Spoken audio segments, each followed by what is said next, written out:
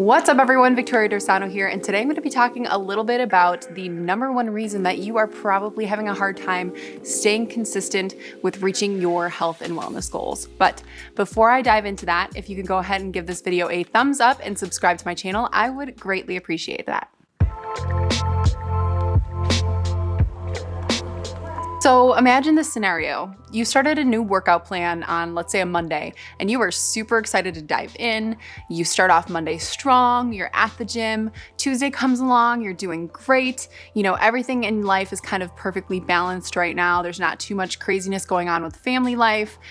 Job is smooth sailing right now. You know, everything's looking up. Wednesday comes along, you're doing great. And then Thursday comes along and you get injured.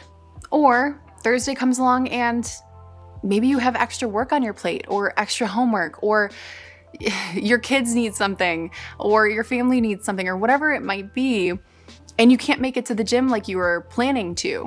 What do? A lot of people will typically go ahead and say, okay, I guess I'll just hit the pause button. Like, let's pause this and I'll come back to it tomorrow. And then tomorrow comes up and they're like, well, I already messed up on Thursday, so let's just start again on Monday and we'll start fresh. And that action of hitting the pause button is so powerful and so detrimental to the longevity, the consistency of you reaching your health, wellness, and fitness goals. So we're gonna dive into that today.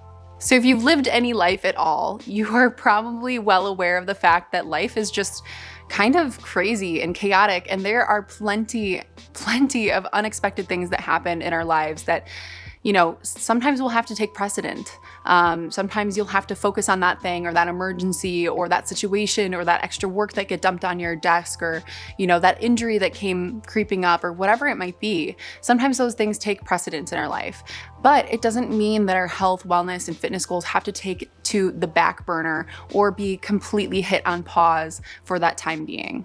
And I'm going to talk a little bit about some strategies around how to not do that. But I also want to dive into a little bit about why that happens in the first place. Why do we love hitting that pause button?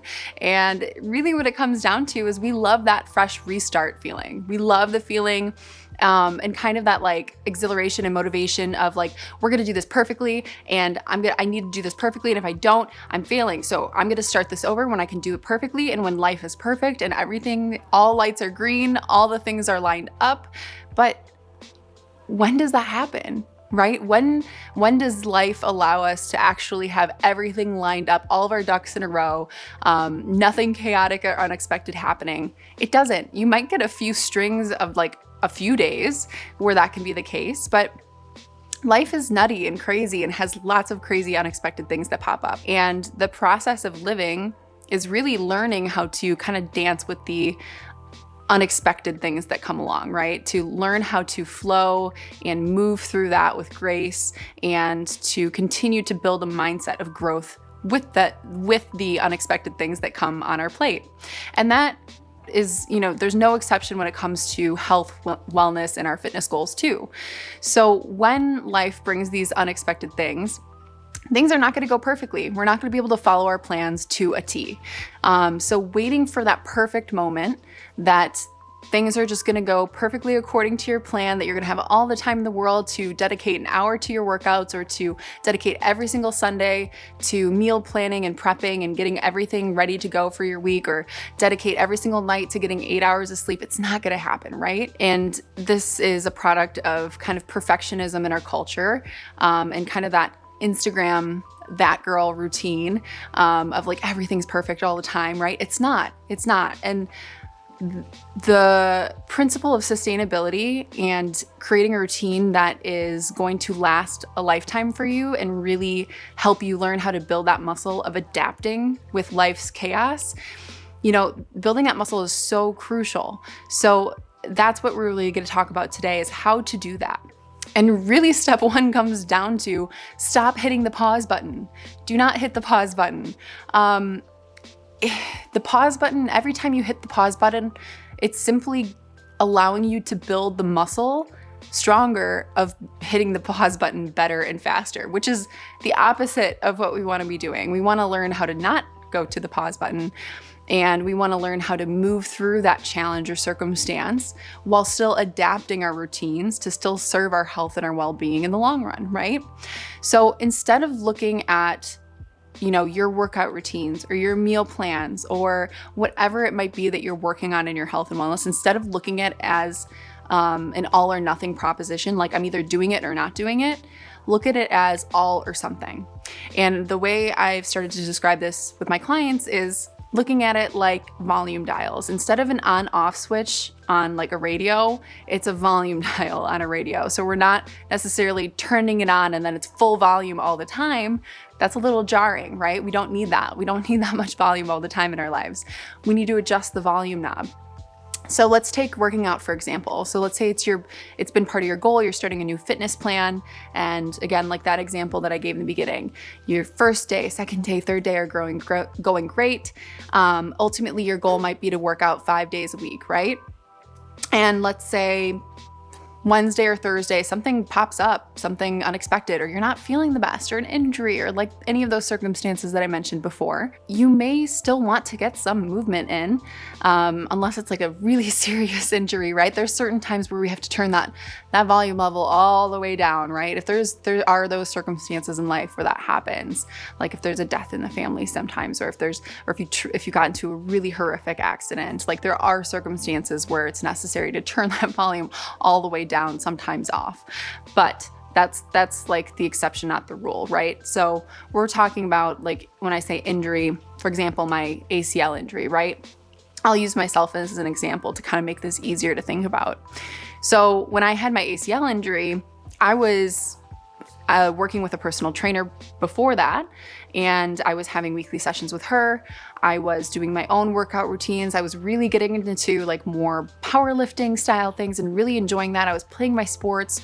I was on track with a good caliber of fitness routine in my life.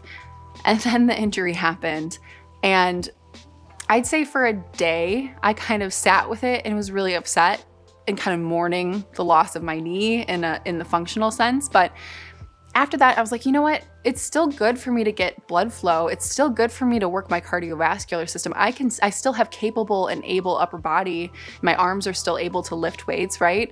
I could still do core workouts. I could still work some of the muscles in my legs. There was still so much I was still able to do and adjust my workouts and maybe take it a little bit shorter of a workout, right? Like 10 minutes instead of a whole hour at the gym, because I'm not going to work out my core that long, or whatever it might be. And the case might still apply for, like, if you've gotten extra work on your plate this week. Don't just throw out your workout completely. Don't, what's the term with the phrase? Don't throw the baby out with the bathwater. Like, try to just turn the volume level down and say, what can I do? Can I do, 10 push-ups? Can I do a few crunches? Can I do a few standing air squats just to get some blood flowing? That's way better than nothing. Way better than nothing. Can I take a walk during my lunch break? There's so many things that we can adjust, and it's not always going to be our ideal, right? It's not always going to be truly what we want to get in, or what we've set our minds on getting in terms of a workout, or even meal prepping as far as that goes, like preparing a meal. Sometimes things just get in the way, but we can turn that volume level down and we can truly be able to adapt that. And that's the muscle I'm talking about. That's the really powerful ability to adapt and to flux with these life changes. That is what I see. The clients that have the most success that I've worked with are the ones that truly are dedicated to building that muscle. And I cannot stress that enough, because with anything in life, even health goals aside, if you have career goals, if you have family goals, if you have financial goals, life is going to keep putting those unexpected things in your way. And it's a matter of how you build the muscle of your ability to adapt to that and move through it, and persist. Even if you have to adjust the volume level down, that's what matters at the end of the day. And I cannot stress that enough, how important of a skill that is. So if there's anything you get out of this video, it's stop hitting that pause button and start adjusting your volume knobs instead, and start looking at each of these goals as something that you can adjust on a scale of 1 to 10. 10 maybe looks like going to the gym every single day for an hour. That's great, or maybe longer than that, right? Whatever your 10 is on your scale of what maximum top level volume is. Typically, we don't really want to be at a 10 that long because it's probably not sustainable. But we want to aim for somewhere in the middle ground of that dial. And there's going to be some days we have to turn it all the way down to a level 1, which might just look like breathing, doing some breathing exercises, or walking outside for 5 minutes, or just doing 10 air squats, whatever that is for you. So if you have health, wellness, lifestyle goals in general, even if they're financial, I cannot stress enough the importance of creating those volume dials and understanding, what does level 1 look like for you? What does 10 look like for you? And how can you adapt that in a way that's gonna work for you in your life, and continue to celebrate those small successes each day. It's all or something, not all or nothing. And that's what I got for you guys today. I know that was kind of, I don't wanna say like not super tangible of a topic, but I know that that can be something that speaks to a broad category of things. And I really hope that it was helpful to you, and that you're able to adapt with life from utilizing this volume dial method, and stop hitting that dang pause button. It does you no good. And like I said, it just builds the muscle of hitting that pause button, which is a muscle we don't really want to build. So thanks again for watching. And if you haven't already, please give this video a thumbs up and subscribe to my channel. I greatly appreciate it. I'm working my way up to 1,000 subscribers, so every subscriber counts. If you know somebody that can benefit from hearing this video, please share it along to them. Share it on social media, whatever works. I'm happy to be providing you guys with this content, and I plan on doing a video each week. So again, I thank you all for watching, and have a great day. Bye.